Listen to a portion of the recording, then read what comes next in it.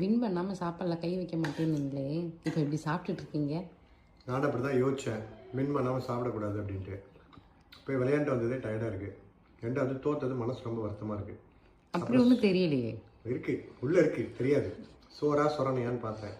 சோறு தான் முக்கியம் அப்படின்னு டிசைட் பண்ணிட்டேன். ஏன் அதுக்கான காரணம் என்ன அப்படின்னா, பழைய சோறு நேற்று வச்ச மீன் குழம்பு. நீங்கள் அந்த நேமை சேஞ்ச் பண்ணாத முடிய நீங்கள் ஜெயிக்கவே மாட்டீங்க நான் சொல்லிட்டேன். நாங்கள் நேம் சேஞ்ச் பண்ணாவே அடுத்த மேட்ச் வின் பண்ணி காட்டுறேன்.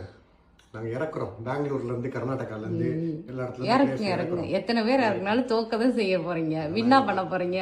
அதெல்லாம் நாங்கள் பார்த்துக்கிறோம். ஃபஸ்ட்டு சோறுக்கு வா. ஸோ பழைய சோறு சின்ன வயசுலலாம் அதோட மகிமை தெரியாது. ஓரளவுக்கு வளரும்போது தான் வந்து அந்த பழைய சோறு எவ்வளோ டேஸ்ட்டு, அது எவ்வளோ நல்லது அப்படின்றதுலாம் தெரியும். இப்போ இருக்க சின்ன பசங்களுக்குலாம் நிறைய எஜுகேட் பண்ணோம், இதெல்லாம் சாப்பிடுங்கடா அப்படின்ட்டு. ஏன்னா இப்போ இருக்கவங்க வந்து பீஸா பர்கர் அது இதுன்னு போயிடுறாங்க. நாங்களும் அப்படி தான் இருந்தோம் ஆப்வியஸ்லி. பட் ஸ்டில் நாங்கள் இதையும் சாப்பிட்றோம், அதையும் சாப்பிட்றோம். நம்மளாம் நூடுல் மேகி. ஆமாம், மேகி அப்போலாம் பயங்கர ஃபேமஸாக இருந்தது. பட் ஆனால் பழைய சோறோட மகிமை தெரிஞ்சவங்க தான். இந்த மீன் குழம்பு இருக்குல்ல, மத்தி மீன் குழம்பு, அது நேற்றை விட இன்னைக்கு வேற லெவல் டேஸ்ட்டாக இருக்குது. அதுவும் அந்த தலையெல்லாம் எடுத்து வச்சு அப்படியே கொஞ்சோண்டு அந்த பழைய சோத்தில் வச்சு அப்படியே ஒரு கிக்கு, அது கிக்குன்னு வாங்கல, அந்த கிக்கு அதுதான் ஆக்சுவலி.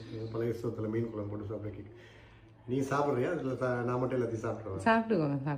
நான் சாப்பிட்றேன், எனக்கு ஒன்றும் பிரச்சனை இல்லை.